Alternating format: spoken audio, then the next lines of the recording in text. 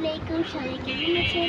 আজকে আপনাদের জন্য নতুন একটি বই নিয়ে এসেছি।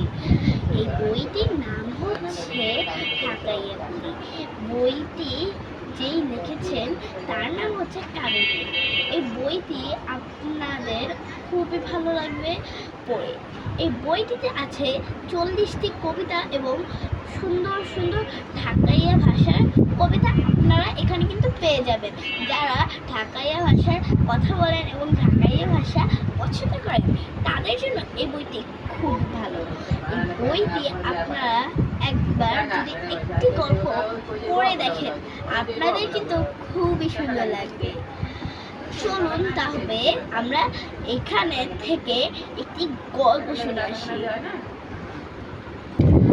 এখন আপনাদের জন্য মজার একটি ঢাকাইয়া বুড়ির কবিতার বই থেকে একটি আপনাদেরকে কবিতা শোনাই। কবিতাটির নাম হচ্ছে ঐতিহ্য ইফতারি। ওই রোকসানা, কই গেলি রে মা? এদিকে একটু আয় তো। আইতাছি না গো। কও কি কইব?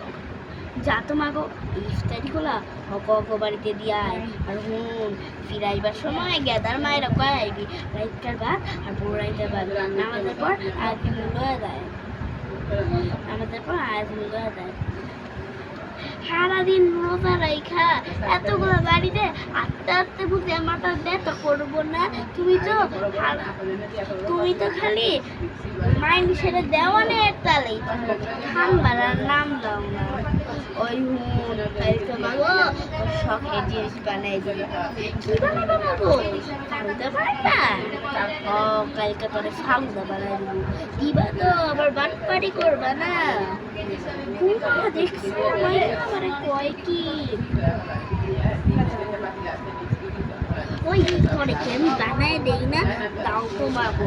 তুমি যে কি জিনিস আজ পর্যন্ত তোমার কেউ চিনবার পারলো না। ওই আফলাতুন এত বেশি ফুলাইস না। বেশি রকম ফুলাইলে কইলাম টুস কইরা খাইতে যাবো। শেষে কইলাম বিশ্রাই বিপাইবি না।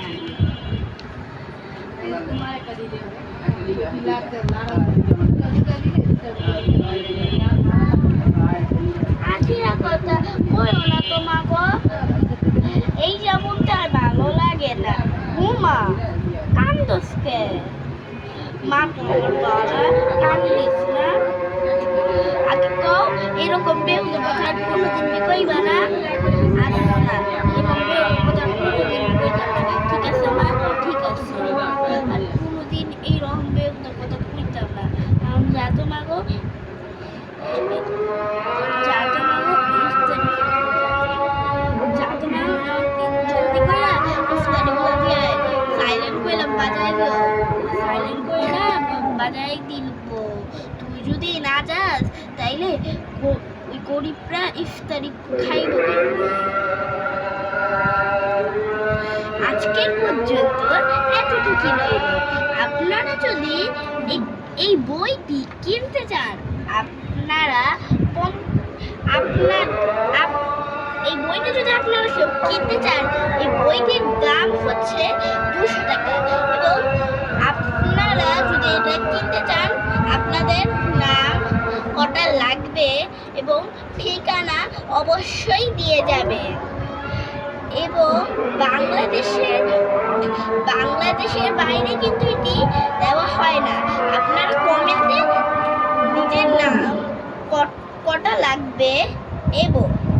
লাগবে এবং কোথা থেকে চাচ্ছেন বলে যাবেন কিন্তু কমেন্টে। আশা করছি